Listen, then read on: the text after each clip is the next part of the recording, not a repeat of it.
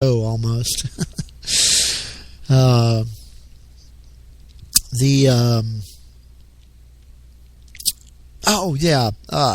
just read this one today. Sony Studios announced it is planning to do a crossover film between Men in Black and 21 Jump Street. The movie 21 Jump Street. I have no clue why they would want to do this. It doesn't even seem like it would be worth it. It just seems odd. But from what I have read, it's been reported that Will Smith and Tommy Lee Jones will not be major characters in this film. So I don't know how that's going to work out. Last geek news I have is another Batman v Superman rumor. And these rumors are saying that in the film, Commissioner Gordon and Robin are both long dead.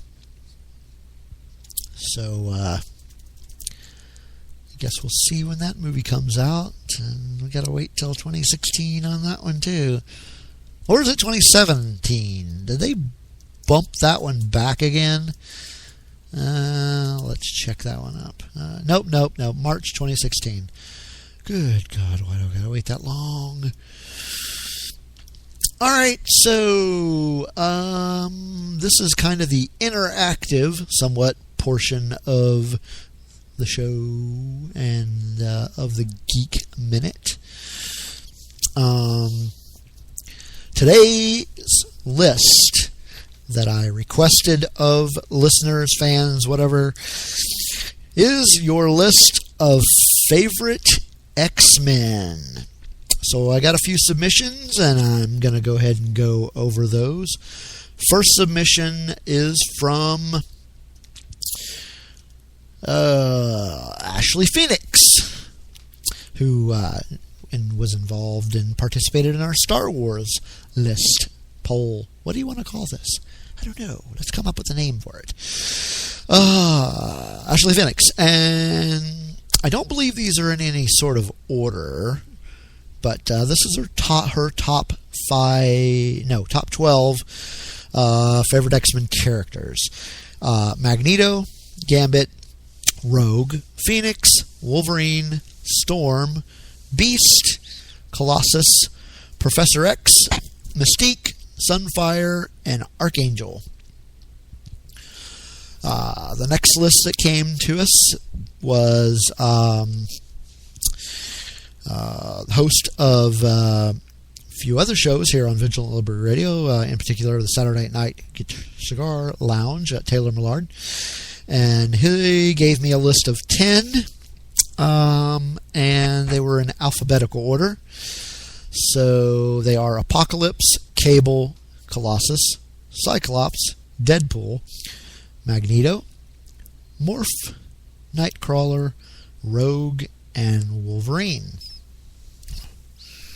The next submission I got was from a friend of mine in the area. His name is Mark DeShazo. He's been on the show before. He was actually running for office last year. I take that back, this year. My year is going by. And, in fact, interesting tidbit, he actually filed today to run for mayor of Midwest City, Oklahoma. So, probably going to have him on the show here in the next, sometime next year. Sometime in January, I'm hoping. Anyway, he gave me a list of 6, and I don't think they're in any kind of order. He just kind of gave them to me. So his are Gambit, Colossus, Archangel, Rogue, Cable, and Psylocke. The next one I got was my son decided to give me a list of his favorite X-Men characters, and it's always fun to see what he thinks about these things. He's just a little nerd like me. Anyway, his is definitely not in any sort of an order. It's kind of just a mess with quite a few misspellings. Now, what are you going to do? Anyway, Onslaught. Wolverine. Nobody else mentioned Onslaught. That's interesting. Onslaught, Wolverine, Bishop, Apocalypse, Cyclops, Phoenix, Beast, Mystique, Juggernaut, and Magneto. So that was his. The last one that I have is from the program manager of K98 Talk, and that would be Rowdy Ricky. He sent his list to us in differently sorted, I guess you could say. He gave me his list in groups of heroes from least to most. I'm guessing that means least favorite to most favorite. Whatever. And then villains in the same order. So his top 6 X-Men heroes are Jubilee, Banshee, Psylocke, Gambit, Beast, and Professor X as number 1. That's a good list. Top 6 villains: Mystique, Sabretooth, Mr. Sinister. Wow, I haven't seen one of those on a list in a while. Apocalypse, Dark Phoenix, and number 1, Magneto. So, I think those were all the submissions I got. But, I guess I should go through my own list. That would be helpful. Now mine, I wrote in descending order of preference. So the number 1 spot would be my all-time favorite. So let's go ahead and go on with this list. Number 12 would be Jean Grey / Phoenix. Number 11, Bishop. Number 10, Apocalypse. Number 9, Cyclops. Number 8, Havoc. Number 7, Gambit. Number 6, Nate Gray, also known as X-Man. Number 5, Professor X. Number 4, Wolverine. Number 3, Deadpool. Number 2, Magneto. And in the number 1 spot for favorite X-Men character is Cable.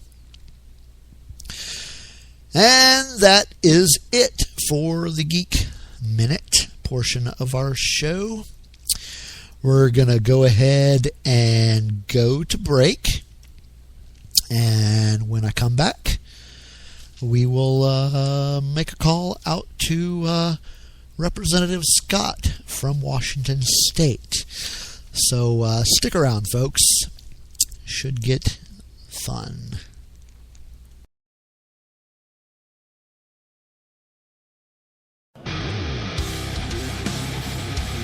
Hi, this is Jazz Shaw. Be sure to join Doug Mataconis and me at 9 p.m. Eastern on Thursdays for Glitter Nerds Radio, here on Vigilant Liberty Radio. It's not as much about the politics as the people behind the politics. That's Glitter Nerds Radio, Thursdays at 9 Eastern on Vigilant Liberty Radio. And you know, I have no idea how many times people have told me conservative women can't be sexy.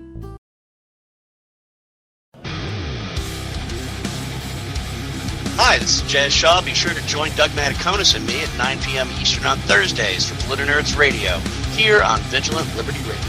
It's not as much about the politics as the people behind the politics. That's Glitter Nerds Radio, Thursdays at 9 Eastern on Vigilant Liberty Radio.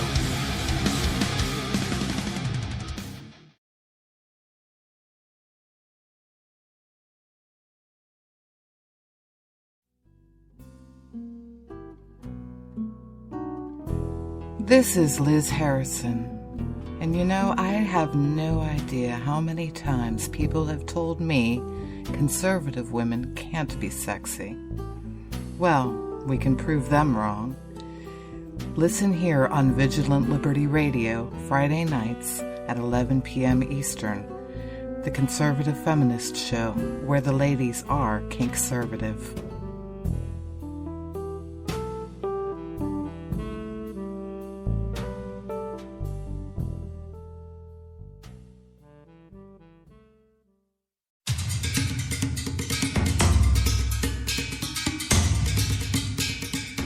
This is Vigilant Liberty Radio News from Independent Journal Review for December 10th.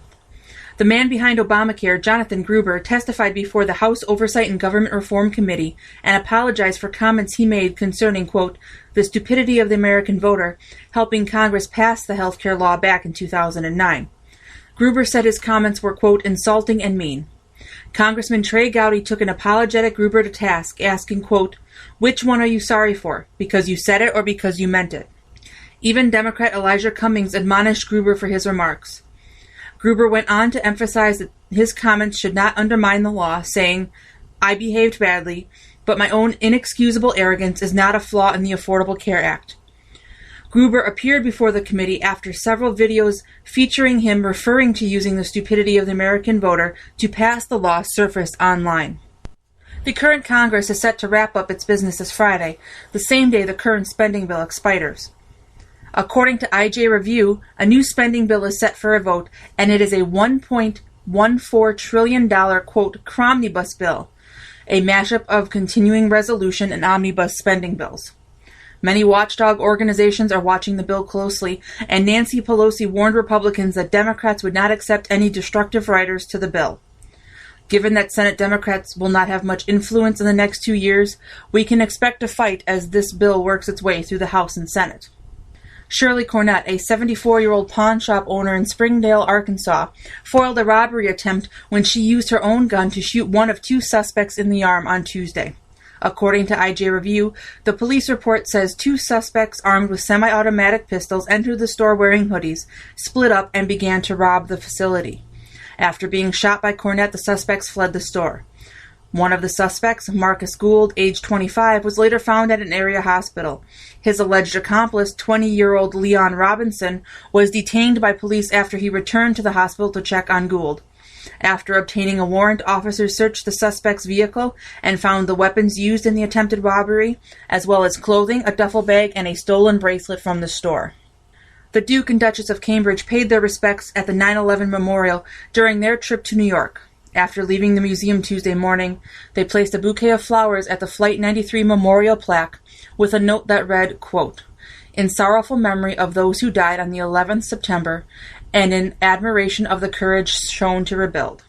A picture of the bouquet and note were posted to Instagram by the British consulate in New York. And former White House correspondent Ann Compton gave an interview in which she reveals witnessing President Obama going on a, quote, profanity-laced tirade against the White House press corps. Compton says, quote, I have seen in the last year Barack Obama really angry twice. Both were off-the-record times. One, a profanity-laced, where he thought the press was making too much of scandals that he did not think were scandals. Compton went on to call the Obama administration the most opaque she had covered in her 40 years as a journalist. This has been Amy Curtis with your Vigilant Liberty Radio News for December 10th.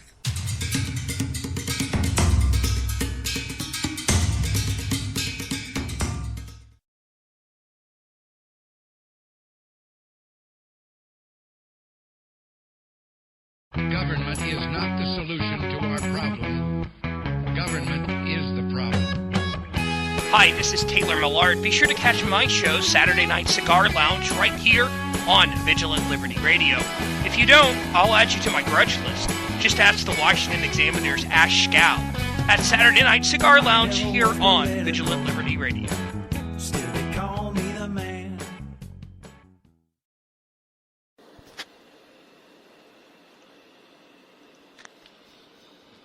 Ho, ho, ho! Santa Claus here! Holidays got you down? Wishing you could just get away from them for a while? Well, join my buddy Steve Long on Liberty Unfiltered Radio, Wednesday nights on Vigilant Liberty Radio. Tune in and there won't be any coal in your stocking this year. Ho, ho, ho!